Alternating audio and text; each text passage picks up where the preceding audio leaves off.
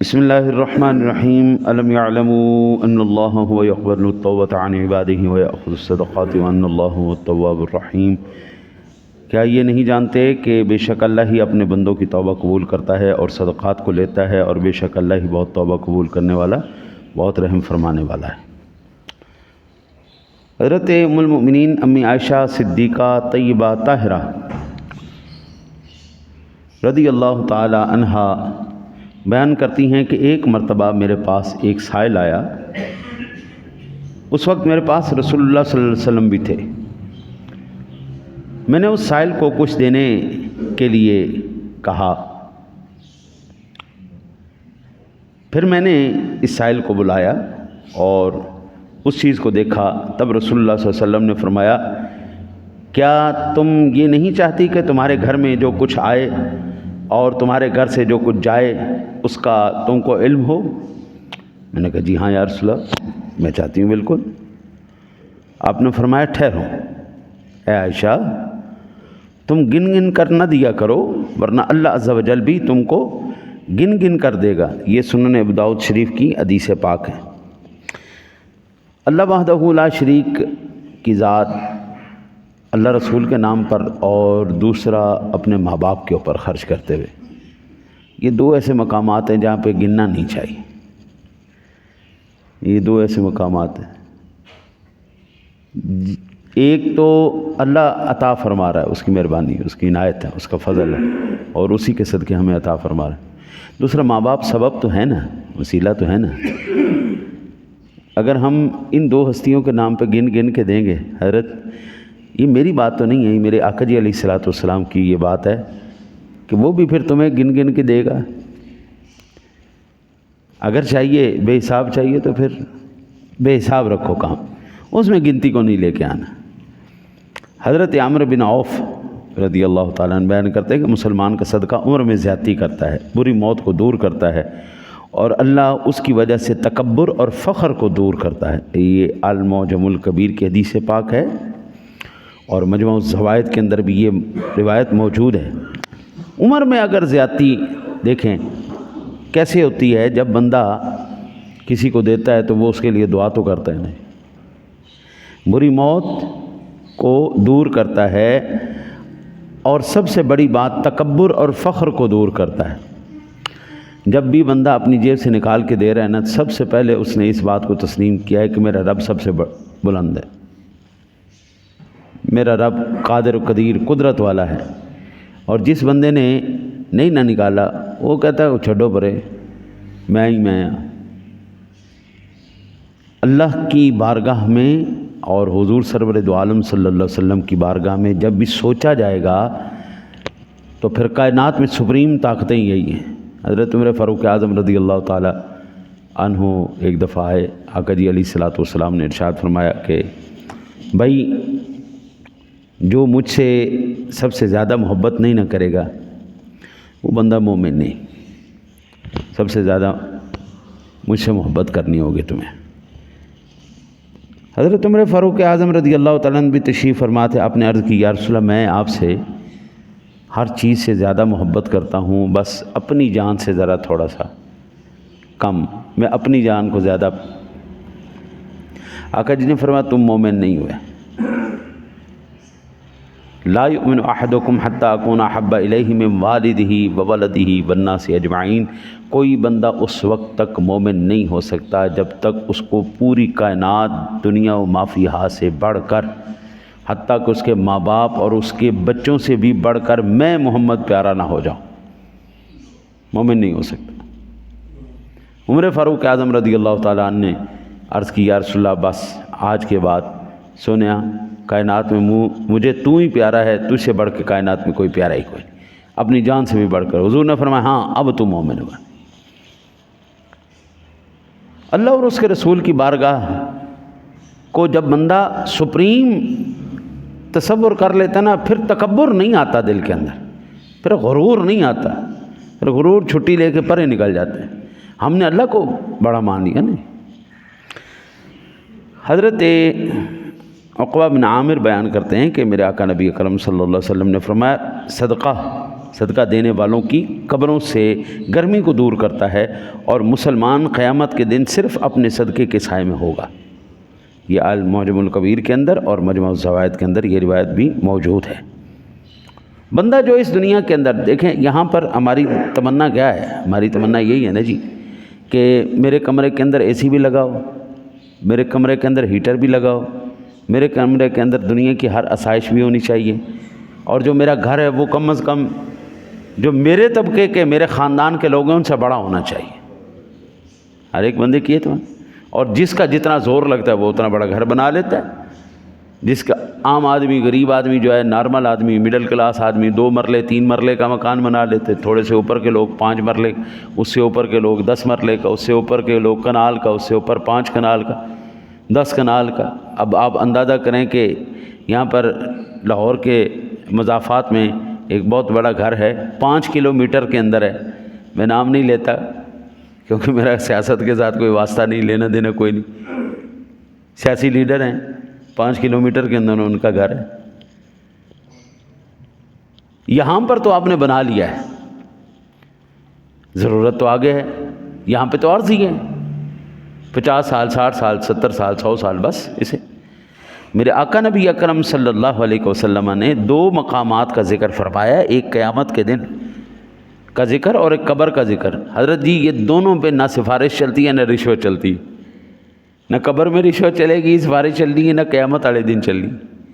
اس دن شفاعت مصطفیٰ صلی اللہ علیہ وسلم کے علاوہ سب راستے بند ہو، وہاں پہ کوئی سفارش نہیں، کوئی رشوت نہیں، کوئی جناب ایم این اے نہیں، کوئی ایم پی اے نہیں، بھائی قبر ہر ایک کی ایک جیسی۔ ہاں ٹھنڈی کرنی ہے تو میرے آقا جی علیہ الصلوۃ والسلام نے فرمایا وہ صدقہ ہی ٹھنڈی کرے گا۔ قیامت کے دن بندہ جو دے گا اسی کے سائے کے نیچے ہوگا۔ گرمیوں کے اندر بندہ نا تھوڑے درخت کا سائے کا بھی وہ تلاش کر رہا ہوتا ہے کہ درخت کا سایہ بھی مل جائے تو ہمیں بڑا ہوتا ہے۔ امی جی عائشہ صدیقہ طیبہ طاہرہ رضی اللہ تعالیٰ عنہ بیان کرتی ہیں کہ گھر والوں نے ایک بکری ذبح کی، نبی اکرم صلی اللہ علیہ وسلم نے پوچھا اس میں سے کچھ بچا ہے؟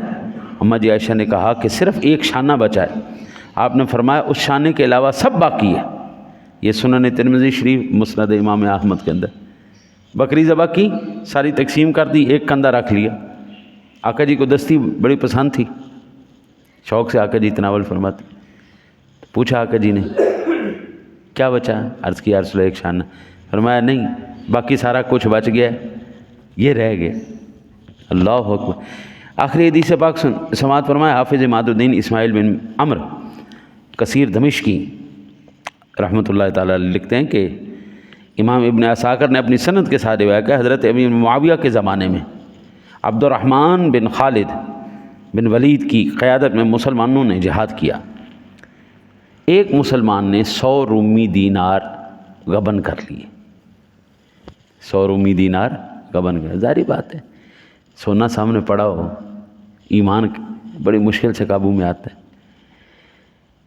میں نے عرض کیا نا جی بعض مرتبہ ایسا ہوتا ہے کہ انسان شیطان کے بہکاوے میں آ کے برائی کر جاتا ہے، لیکن اس کا برائی کرنے کا ارادہ نہیں ہوتا، اور جب وہ برائی ہو جاتی ہے تو پھر ضمیر بھی ملامت کرتا ہے۔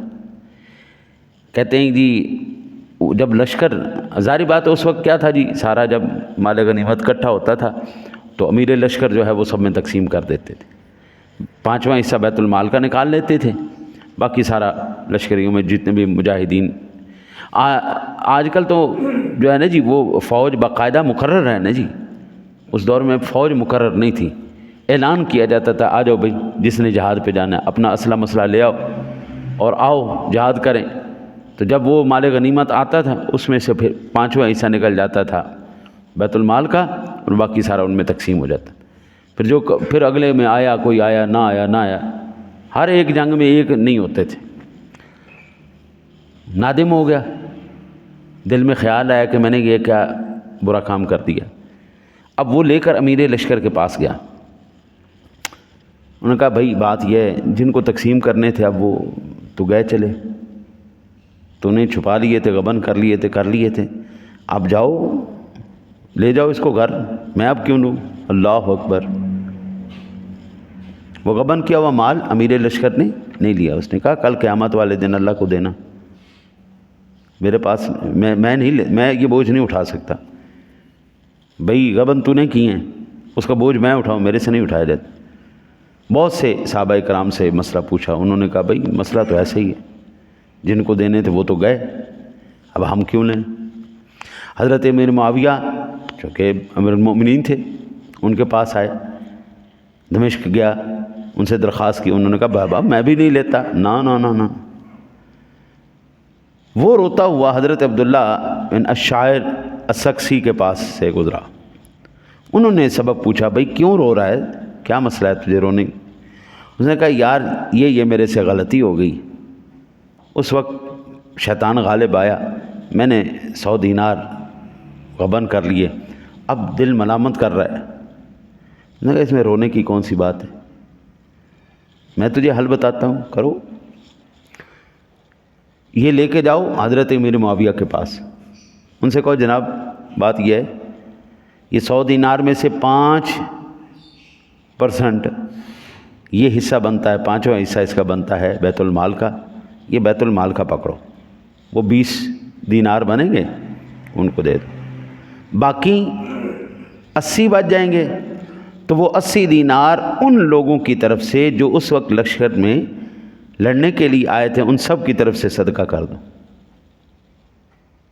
کہتے تجھے نہیں نہ پتا ان کے گھروں کا، اللہ تو جانتا ہے نا، ان کی طرف سے تو کر دے صدقہ، ان تک اللہ تعالیٰ ان کا اجر و ثواب پہنچا دے گا. یہ بات جب حضرت امیر معاویہ رضی اللہ تعالیٰ عنہ کو پہنچی کہ اس بندے نے اس طرح فتویٰ دیا ہے، حضرت امیر معاویہ نے فرمایا کہ مجھے یہ فتویٰ اپنی ساری مملکت سے زیادہ محبوب ہے. اگر یہ بندہ میری ساری مملکت بھی لے لیتا نا اور یہ کہتا جی یہ میں فتویٰ آپ کو دیتا ہوں، مجھے یہ زیادہ محبوب تھا. اب دیکھو نا جی اس کی جان چھوٹ گئی، توبہ قبول ہو گئی، غلطی تو ہو گئی، آخر غلطی کا ازالہ بھی تو ہوتا ہے نا. تو غلطی کا ازالہ کس طرح ہوا کہ وہ مال ان کی طرف سے صدقہ کر دیا گیا، بیت المال کا حصہ بیت المال میں چلا گیا، اور اللہ تعالیٰ کی بارگاہ میں توبہ کر لی. یاد رکھیے کبھی زندگی میں ضمیر ان رشوت خوروں کو ان کو اگر ملامت کرے تو سب سے پہلی بات یہ ہے کہ وہ جو جس سے رشوت لی ہے اگر ان کا معلوم ہے تو ان تک رشوت کا پیسہ واپس پہنچائے. جو ان سے ناجائز پیسہ انہوں نے غبن کیا ہے وہ ان کو واپس کریں، اور واپس کرنے کے بعد پھر اللہ سے توبہ کریں. انشاءاللہ تعالی العزیز اللہ بڑا کریم ہے، اللہ ان کی توبہ قبول فرما لے گا. لیکن اگر نہ پتہ ہو، وہ مر گئے ہیں، ان کے وارثوں کا بھی پتہ نہیں ہے، تو یہ نہیں کہ شب قدر آ گئی ہے تو اب شب قدر کی رات میں جناب اس بندے کی توبہ قبول ہو گئی. نہ نہ نہ، ایسا نہیں ہونے والا. بہنوں کا حق کھانے کے بعد، بھائیوں کا حق کھانے کے بعد، ہے نہیں. ایک بھائی آیا میرے پاس، مجھے رو کے کہنے لگا میرا باپ مرنے سے پہلے مجھے اپنے کام پر بٹھا کے گیا، ذمہ داری میرے ذمہ لگا کے گیا. میرے بڑے بھائی کو اس نے آگ کر دیا تھا اپنی زندگی میں.